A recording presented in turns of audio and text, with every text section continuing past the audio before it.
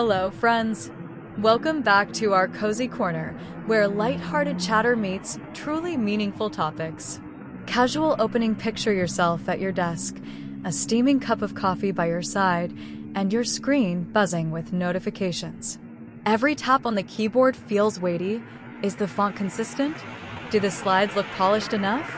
Is one typo going to ruin your professional reputation?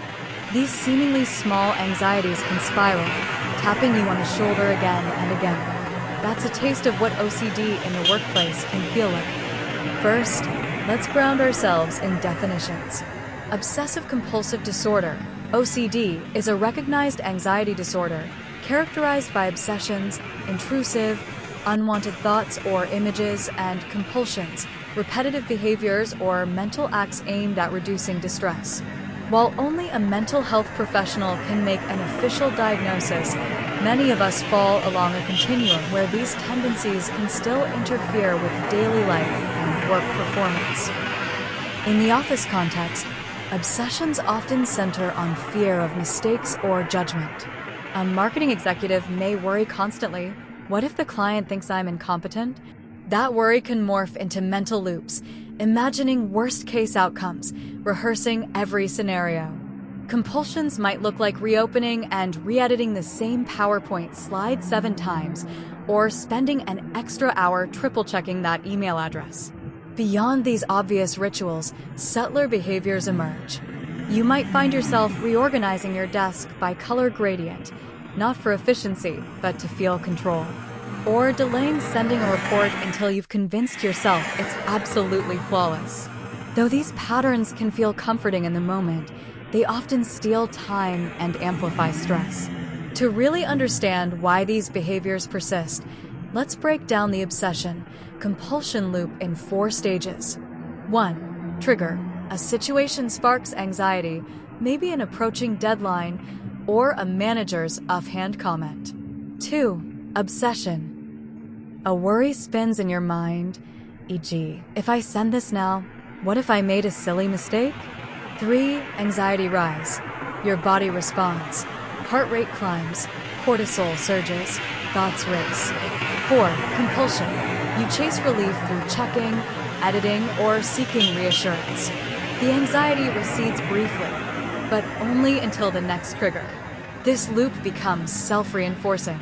Each ritual teaches your brain, when in doubt, do the ritual and you'll feel better, so you loop back again. The catch? The relief is fleeting, and now you've wasted mental energy and time. Recognize this pattern in your workday? Pause now, note your own examples, and stick around for segment 4 tips on breaking the cycle. Imagine 2 hours lost every workday. That's what studies suggest happens when we indulge habitual checking and editing. 2 hours equates to 25% of a typical 8-hour day. Multiply that across a team of 10, and you're bleeding 20 workdays per week. Case example. A mid-sized marketing firm in Brighton saw campaign rollouts delayed repeatedly. One graphic designer spent half of his workweek tweaking color shades and alignment to perfect levels, pushing deadlines and creative brainstorming down the calendar. The rest of the team scrambled to catch up, morale dipped, and client satisfaction wavered. We'll examine how teams can track these hidden productivity costs by logging ritual time for a week, revealing eye-opening data about where efforts truly go. Beyond time lost, compulsive work habits trigger chronic stress. Persistent cortisol spikes impair sleep quality. Think waking up at 3 a.m. to replay tomorrow's presentation in your head, and strain immune function. Sarah's story illustrates this. She logged only 3 to 4 hours of fragmented sleep each night, leading to her big quarterly review. The next day, her mind felt foggy, creativity stalled, and her confidence took a nosedive. Prolonged cycles like this can escalate into full burnout. Exhaustion, cynicism, and reduced efficacy. Constant rechecks and second-guessing can send unintended messages, I don't trust your work. Over time, colleagues may withdraw, avoid collaboration, or resent being policed. Healthy teamwork hinges on trust and shared ownership. Compulsive micromanagement erodes both.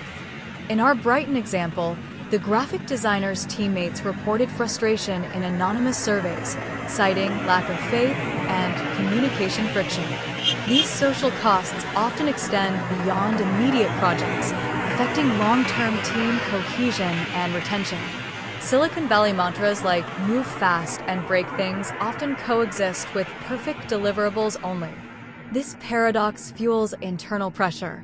Work faster, but flawless. When error tolerance is zero, employees internalize risk aversion, leading to obsessive safety nets. We'll explore survey data from a 2024 workplace wellness report. 68% of respondents said they felt pressured to be flawless, and those individuals reported 30% more work-related anxiety symptoms than peers.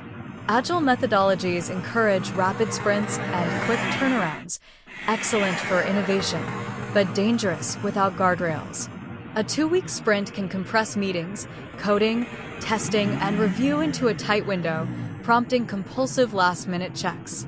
In the Manchester fintech case, their QA team spent entire nights on minor UI misalignments, things most users wouldn't notice.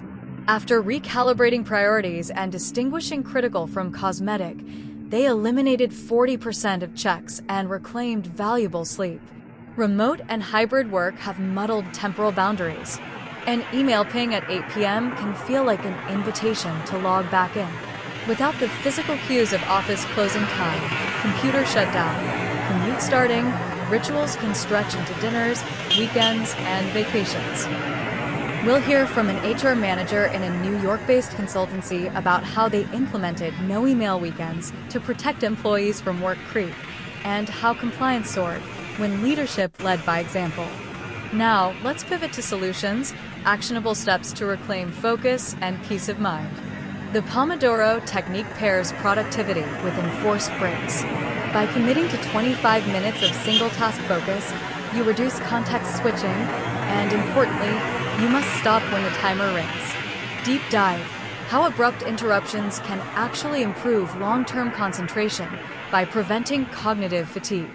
Implementation tips: apps versus analog timers, customizing interval lengths for different tasks, and group Pomodoros for team accountability. Morning triage: pick 3 non-negotiables for your day. This anchors your energy on high-value work rather than endless tinkering. Psychology behind it: why limiting to 3 prevents decision fatigue. Case study: a London-based consultancy saw project completion rates rise by 15% when engineers adopted 3 task lists. A simple 2-minute break can reset your nervous system. We'll guide you through. Mini body scan: focusing on physical sensations to disrupt mental loops, plus quick prompts you can send yourself via calendar reminders. Introduce the 2-check rule: 1 pre-submission, 1 post-feedback. This sets clear boundaries without sacrificing quality. How to enforce: use checklists with timestamps, share your rule with your accountability partner, and review your actual check counts weekly. Sharing goals and tracking rituals in small peer groups adds social motivation.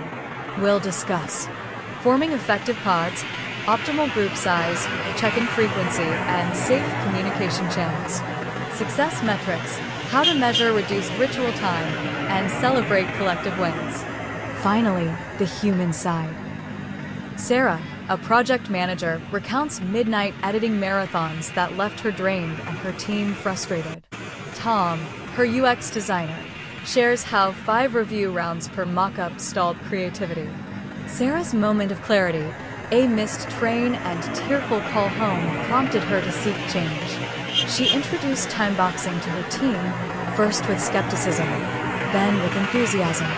Tom's epiphany: losing an evening to pixel-perfect icons led him to ask, "Am I solving problems or chasing perfection?" That question shifted his focus. Sleep duration: Sarah from 4 to 7 hours per night. Project turnaround: team sprint completion improved by 25%. Well-being scores: self-reported stress levels dropped by 40% in monthly surveys. Deep dive into program structures: half-day workshops, peer-led sessions, and follow-up resources. Costs, ROI calculations, and feedback loops. Case study of Manchester FinTech, health policy design, communication strategy, and uptake rates drove a 30% decline in unplanned absences. How EAPs are structured, coverage details, confidentiality protocols, and integration with health plans. Real quotes from employees who used EAP effectively. Blueprint for monthly one-on-ones, sample question scripts, feedback models, e.g., SBI, situation behavior impact, and training managers for empathy. Definitions, impacts, triggers, solutions, personal stories, and corporate roles. Your next step? Choose one strategy, Pomodoro, breathing, or 2-check rule, and start this week. Track your wins, no matter the size. Ready to reclaim your focus and sanity? Tell us which step you'll try first, either in your journal or the comments. Disclaimer: I'm not a mental health professional.